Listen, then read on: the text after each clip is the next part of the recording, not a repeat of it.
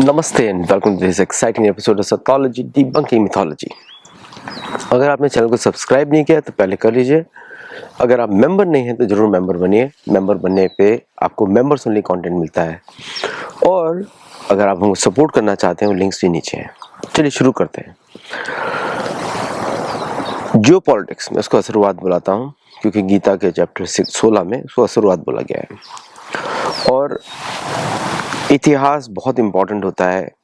सभी देशों में इतिहास पढ़ाया जाता है और इतिहास के माध्यम से पॉलिसीज बनती हैं। अब जैसे एआई वर्ल्ड में अभी मुझे लगता नहीं कितने साल चलेगा, बिकॉज ये बबल बस्ट होने वाला है। लेकिन जब तक भी चलेगा तब तक उन टूल्स को जितना कम आप यूज़ करें आपके लिए बेटर है। आपसे उससे उससे आपकी बुद्धि पे प्रभाव पड़ता है। उससे बेटर है कि अपना आप लोग जो सोचते हैं कि धार्मिक से क्या होता है, योग से, असली योग से क्या होता है, जैसे नाम जप किया वो योग होता है। उससे क्या होता है, आपकी बुद्धि बड़ी प्रबल होती है। आपकी बुद्धि आपको अच्छे डिसीजंस लेने देगी। योग जो है बुद्धि को बढ़ाता है ना। जो बादाम खाने से बुद्धि नहीं बढ़ती है, बुद्धि पूर्व कर्म से आती है। तो जितना अच्छा आप योग करेंगे तो आपकी बुद्धि बढ़ेगी। आसनों को योग नहीं बोलते हैं। आसन एक प्रकार का हठ है, मतलब शरीर को आप थोड़ा सा कष्ट दे रहे हैं ताकि आपका जो बॉडी में खून जो है और पानी जो है और वायु जो है ठीक तरीके से बहे, तो उससे आपकी बॉडी हेल्दी हो जाती है। इसलिए आप देखते हैं जो लोग योग करते हैं उनके मुख पे तेज आ जाता है। अब आते हैं, बात करते हैं हम लोग कि इस बार पाकिस्तान क्या कर। अमेरिका में FCRA 2.0 जो ऑनलाइन पोर्टल अमित शाह जी ने लॉन्च किया है उसने धूम मचा दी है, मतलब एक तरीके से OCI कार्ड वालों के लिए। और एक तरफ अमेरिका में मातम छा गया है। अभी उसमें 14,500 ऑर्गेनाइजेशन रजिस्टर किया है।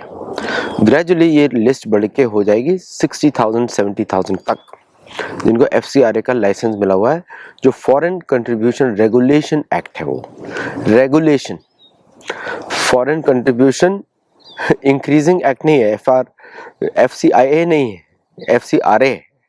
क्योंकि दुनिया को मालूम, भारत को मालूम है इस पैसे के जरिए डेमोग्राफिक सबवर्जन कराया जाता है भारत में। वो एक युद्ध है, पश्चिम का एक युद्ध है। अब देखिए ईरान युद्ध में आपको पता ही है कि दोहा में मिलने से मना कर दिया।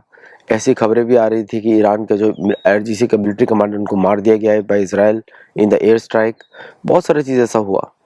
और पाकिस्तान, और ये युद्ध तो शुरू होना ही था। जैसे ही व्हाइट फाइल्स को रिलीज किया वो युद्ध शुरू होना ही था। और साथ में भारत का एक बड़ा कठोर रिस्पॉन्स आया, और वो है कि हम बातचीत में जब तक कि भारत को कंपेरेटिव एज नहीं होगी FTA नहीं साइन होगा। और US को एक सुपीरियर कॉन्सेप्ट है, माइंडसेट है। उसका लगता है कि जो हमारी बात नहीं मारेगा हम उसको मरोड़ सकते हैं, क्योंकि जो उनकी एजेंसीज हैं वो उनका डेटा कुछ और दिखाता है उनको, और डेटा के अनुसार वो काम करते हैं। तो इंस्टाग्राम, फेसबुक, ये सब उनके लिए डेटा सोर्सेज हैं। समझे आप? ये नहीं कि इंडिया में आपने लोकलाइज कर दिया वो लोग एक्सेस नहीं कर सकते, उनका कंपनी है वो एक्सेस कर सकते हैं। तो many technical ways to access India data. तो जब वो डेमोग्राफिक सर्वेज करते हैं और वो देखते हैं कि किस तरह साधारण आदमी अभी क्वेश्चन करना शुरू कर दिया है मोदी जी को, या तो उनको अच्छा लगता है कि जो उनका दुष्प्रचार है उसका प्रभाव पड़ रहा है, उसके बेसिस पे पॉलिसीज बनाते हैं। तो अगर सर्जियो गोर देखता है डेटा कि उसको तारीफ ज़्यादा करनी चाहिए, ट्रस्ट के ऊपर बात करनी चाहिए। ट्रस्ट एक पर्सनल क्वालिटी होती है, ट्रस्ट जो देशों के बीच में नहीं होता। लेकिन बोलता है डोनाल्ड ट्रंप को बहुत ट्रस्ट है अमेरिका की, भारत के ऊपर, लेकिन भारत को तो कोई ट्रस्ट नहीं है अमेरिका के ऊपर। तो इस ट्रस्ट के ऊपर उनका जो डेटा उनको बोलता है जो ट्रस्ट जो है उसको बेचने की कोशिश की जा रही है कि you can trust America, trust India, इसीलिए हम लोग इन्वेस्टमेंट भेज रहे हैं, ऐसा वो बात करते हैं। क्योंकि उनको लगता है कि भारत जो है इंटरनली जो है स्ट्रांग नहीं है। उनको लगता है कि भारत के जो सेनाएं हैं उनको जब तक कि बाहर रखा जाएगा डिस्कशन से, बाकी सब वो मैनेज कर सकते हैं। मतलब उनके मन में एक कॉलोनियल माइंडसेट है कि India can be easily conquered. Colonial mindset है उनका, क्योंकि टेक्स्ट बुक उनको यही सिखाती है। क्योंकि सारा जो इनका अमेरिका का पॉलिसी फ्रेमवर्क है वो रुडयार्ड किपलिंग की नॉवल से बना हुआ है, और लेकिन भारत भी बहुत बदल चुका है। 2014 से लेके 2026 तक भारत पूरी तरह से बदल चुका है, माइंडसेट बदल चुका है, एस्पिरेशंस बदल चुकी हैं। तो जब वो कम्युनिकेट करते हैं यहाँ से उस डेटा के बेसिस पे कि हमारे कैंपेन्स अच्छे चल रहे हैं, हम ट्रस्ट को बेच सकते हैं, और भारतीय मिनिस्टर्स हमारे साथ मीठी मीठी बातें करते हैं, इसका मतलब हमारी जेब में है। That's what they think. लेकिन भारत अलग तरीके से बना हुआ है। जैसे यहाँ पे चापलूसी, एक्स्ट्रा तारीफ करेंगे तो आपको एक समझा जाएगा चोर चुक्का है।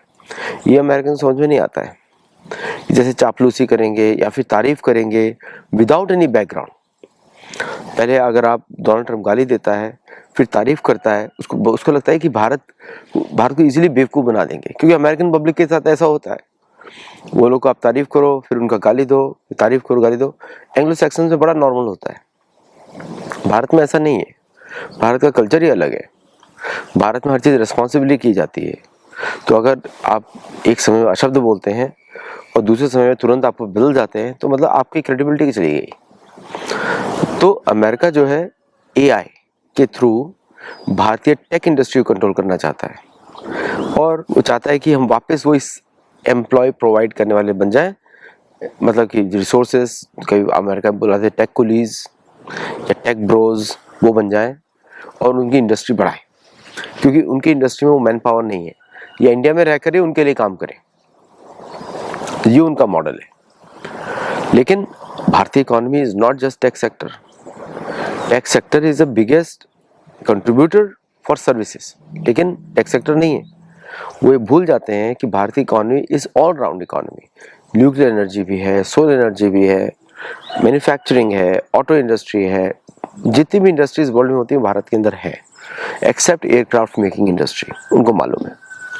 तो अमेरिकन, फ्रेंच और रशियंस तीनों कोलैबोरेट करते हैं to deny India that technology और डिले इंडिया दैट टेक्नोलॉजी।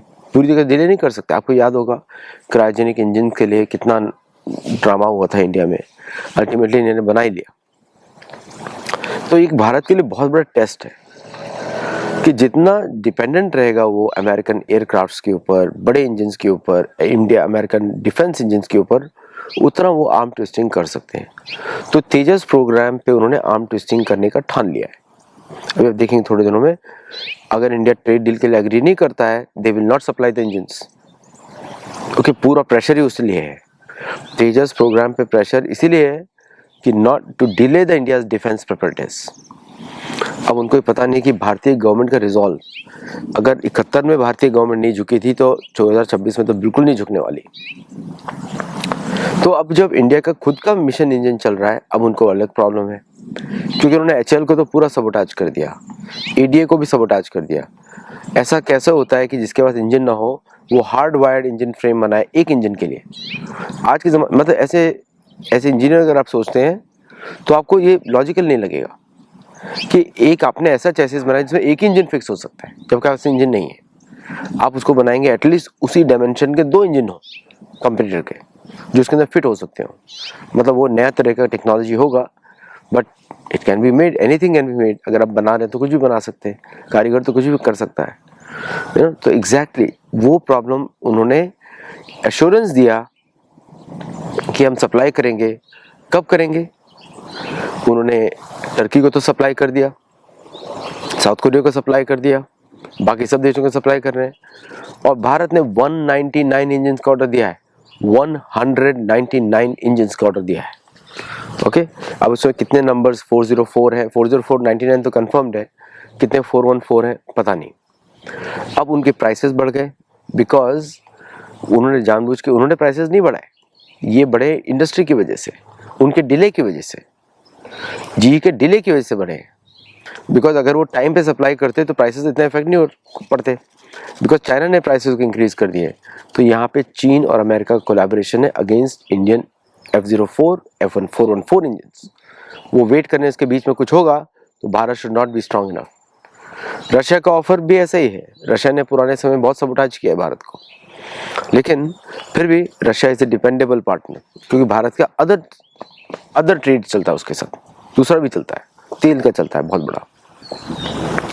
तो भारत के पास ऑप्शंस हैं कि क्या इस एयरक्राफ्ट फ्रेम में कोई और इंजन फिट हो सकता है अदर देन 404। जैसे ही वो सॉल्यूशन आता है फिर आप देखेंगे अमेरिका का जो वो बदल जाएगा। अमेरिका में अभी सब छुपाया जा रहा है economic distress in the name of FIFA. उसके पीछे बहुत सारे कांग्रेशनल थिंग्स पास हो रहे हैं। जैसे आज अमेरिका को डांट लगाई सुप्रीम कोर्ट ने बर्थ बेस्ड सिटीजनशिप पे कि birth based citizenship can not be cancelled by law, ये उन्होंने डांट लगाई। फिर उसके बाद ट्रम्प को उन्होंने जो सेव एक्ट था, फिर उसके बाद उन्होंने डांट लगाई कि the aggression against Iran is without congressional approval, क्योंकि अब अमेरिका प्रिपेयर कर रहा है for a full blown war, ground invasion through Iraq. इसलिए आपने देखा इराक में चेंज हुई government, Iraqis close down the Iraqi ने मिलिट्री ने एक्शन लिया against those generals who are supporting Iran. मतलब इराक को रेडी किया जा रहा है टू इन्वेड ईरान। अब इस एस्केलेशन का भारत पे और भी बुरा प्रभाव पड़ेगा, बिकॉज ऑलरेडी तेल की कमी थी और ये एस्केलेशन होता है तो वो तेल की कमी और बढ़ेगी। तीसरा, पाकिस्तान को बढ़ावा दिया जा रहा है। पाकिस्तान ने अफगानिस्तान में अटैक किया और पाकिस्तान को बोला जा रहा है कि आप गड़बड़ी फैलाई थ्रू बांग्लादेश। आपको मालूम है बांग्लादेश में आर्मी हमेशा सेक्युलर रहती थी, अब वहाँ पे पूरा पाकिस्तानी इन्फ्लुएंस है और उर्दू के शब्द ज़्यादा यूज़ किए जा रहे हैं, इंक्लूडिंग देयर नई सबमरीन जो उनके पास आई है, जो शिप लॉन्च कर रहे हैं, वो भी बंगबंधु की जगह कोई इस्लामिक नाम रखा गया उसका, अरबिक नाम। ठीक है, तो ये सारी चीज़ें की जा रही हैं थ्रू पाकिस्तान। लेकिन फंड कौन कर रहा है? अमेरिका। अमेरिका का स्टेटेड ऑब्जेक्टिव है भारत को आगे नहीं बढ़ने देना, not become the next China. तो भारत का भी ऑब्जेक्टिव है 2047 fully developed nation with military power. Military का डॉक्ट्रिन पे मैंने एक शो बनाया था, प्लीज़ देखिएगा उसको, कि कितने कैसे मिलिट्री डॉक्ट्रिन को एनहांस किया जा रहा है। और भारत की वॉर डॉक्ट्रिन अभी चेंज होती जा रही है। ऑलमोस्ट $20 बिलियन के ऑर्डर दिए गए हैं, अराउंड $10 बिलियन के ऑर्डर दिए गए हैं, 20 एक्चुअली दिए गए हैं टू द लोकल इंडस्ट्री। मतलब 1,70,000 करोड़ से ज़्यादा के ऑर्डर दिए गए फॉर ड्रोन्स, कि स्वॉर्म ड्रोन्स। और जैसे यूक्रेन ने अटैक किया, यूक्रेन ने उसने बर्ड्स के जैसा मिमिकिंग बायो इंजीनियर्ड ड्रोन्स बनाए, not bio engineered, bio mimicking drones बनाए जो पक्षियों की तरह उड़ रहे थे, पक्षियों के बीच में छुप गए और फिर उसने आके सारा तो पे जाके अटैक किया। Remarkable attack. अब नाउ यूक्रेन को आ गया है पाकिस्तान की सपोर्ट में for the drone warfare against India. Okay, Ukraine हमेशा पाकिस्तान को सपोर्ट करता रहा है, ज़ेलेंस्की हमेशा पाकिस्तान सपोर्ट करता रहा है। आपको याद होगा पिछले युद्धों में उसने इंजन सप्लाई किए थे पाकिस्तान को टू फाइट अगेंस्ट इंडिया। तो Ukraine is part of the axis of evil for Bharat. Ukraine axis of evil है, चाइनीज कम्युनिस्ट पार्टी है, पाकिस्तान है, बांग्लादेश है और ईरान भी है to some extent, and to some extent Saudi Arabia भी, इवन दो सऊदी अरेबिया के साथ भारत के रिश्ते सुधर रहे हैं। और फिर दूसरा सुनामी भारत ने कर दिया, उसने जापान के साथ एक डिस्कशन कर रहा है, अभी कुछ एग्री नहीं हुआ है, to do rupee yen trade which is very important.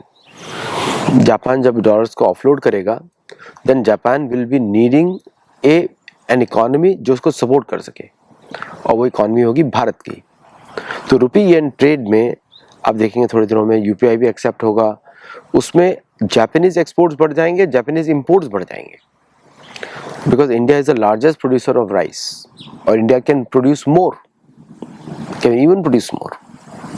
तो उसके लिए आप देखेंगे कि भारत में more trade amongst the Asian countries. Asian countries के पास पैसा होता है, साउथ अमेरिकन कंट्रीज ये सब पुअर रहती हैं, उनका लाइफस्टाइल आप देखेंगे जो भी आपको दिखता है that is all based on imported products. Economies ज़्यादा स्ट्रांग नहीं होती क्योंकि वहाँ चर्च इन्वॉल्व रहता है और क्रिएटिविटी नहीं है, they can't produce industry, they can consume, so they are good consumers. और उनका रहन सहन और लाइफस्टाइल ऑलमोस्ट यूरोपियन रहता है, तो लोगों को लगता है अरे कितना अच्छा कंट्री है, बट आप अंदर जाके देखेंगे सब खोखला है। There is no economy, there is no too much, extreme poverty रहती है। देखिए कपड़े बड़े सस्ते होते हैं, सेकेंड हैंड कपड़े, कपड़ों से कोई इम्प्रेस नहीं होता। Anybody can buy expensive clothes nowadays, है ना। अमेरिका में कपड़े बड़े सस्ते होते हैं, वो सेकेंड हैंड कपड़े वहाँ भेजे जाते हैं और उससे आपको लगता है कि अरे अच्छा इकोनॉमी है, but lifestyle is very poor. अच्छे लोग हैं, काफ़ी अच्छे लोग हैं, लेकिन चर्च ने तो सब बर्बाद कर दिया। तो अमेरिका की जितनी भी प्लानिंग है सब फेल होती जा रही है। अब अमेरिकन इकोनॉमी जो लोकल है, अमेरिकन लोकल इकोनॉमी में अभी तो सब कुछ ठीक दिखाई दे रहा है, because prices are very high, but nonetheless सब कुछ ठीक से चल रहा है बिकॉज ऑफ फैक्टर्स की स्टोरेज ज़्यादा कर दिया था। जब सीज फायर होता है, they import lot of products in store here. अभी भी डॉलर रिजर्व करेंसी है, तो उन देशों से मंगा लेते हैं जहाँ पे डॉलर यूज़ होता है। बट जैसे ये फेज़ ख़त्म होगा, तब उसके बाद एक्चुअल पेन पॉइंट्स दिखाई देंगे। अभी तो जैसे ब्रिटेन छुपाता है अपनी लोकल, वो भारत के अंदर एक्चुअली क्या होता है कि भारत की मीडिया जो है, अगर साधारण कोई पश्चिम कंट्री होती, ये सब बातें नोबडी वुड हैव रिएक्टेड, लेकिन भारतीय मीडिया उसको ऐसे बता देता है कि लोगों को चिंतित करने के लिए उन्हें टीआरपी चाहिए। बट अगर आप रियलिटी देखें तो यूरोप की हालत बहुत ख़राब है, यूके की हालत बहुत ख़राब है internally, but what they project is तो प्रोजेक्शन में दिखाते हैं कि अभी भी पावरफुल है, उनके यहाँ रोड्स अच्छी हैं। तो ये पूछना चाहिए कि भाई when are you solving your core problem, grooming gangs, है ना, शामिल हो। भारत ने वो सब इश्यूज उठाए नहीं है अभी। जिस दिन वो उठाना शुरू करेगा उस दिन इन लोग के चेहरे बदलने शुरू हो जाएंगे। एक्चुअली भारतीय मिलिट्री को तैयार रहना चाहिए किसी भी हालत में। भारतीय मिलिट्री, भारतीय पॉलिटिकल लीडरशिप को, ये लोग कुछ भी गड़बड़ी कर सकते हैं। ऑलरेडी पाकिस्तान ने धमकी दिया है प्राइम मिनिस्टर मोदी को, पर्सनली दिया है ना, तो विल सी व्हाट हैपेंस।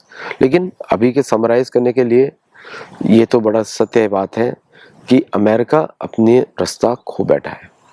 अभी समझ में नहीं आ रहा है वो क्या करे। लोकल मैन्युफैक्चरिंग जल्दी ऊपर आ नहीं सकती अगर अनलेस वो डिवैल्यू करें करेंसी को, और डिवैल्यू करेंगे तो अमेरिका में बहुत महंगाई बढ़ जाएगी, इन्फ्लेशन 40% से ऊपर चला जाएगा। जो कार्स अमेरिकन खरीद रहे थे $70,000 में, वो 2 लाख की बिकनी शुरू हो जाएगी या 5 लाख की बिकनी शुरू हो जाएगी, $5 लाख की। तो इसलिए डिवैल्यू नहीं कर सकते, तो they have to run with the system until the next president comes, है ना। तो इस साल के बाद आप देखेंगे प्रेसिडेंट ट्रम्प भी रिटायरमेंट मोड में चले जाएंगे, इंपॉर्टेंट फंक्शंस में जाने वाले हैं, and he will continue waiting for the next administration. आज के लिए बस इतना ही। Thank you very much. नमस्ते, जय Jagannath, and I will see you in the next show.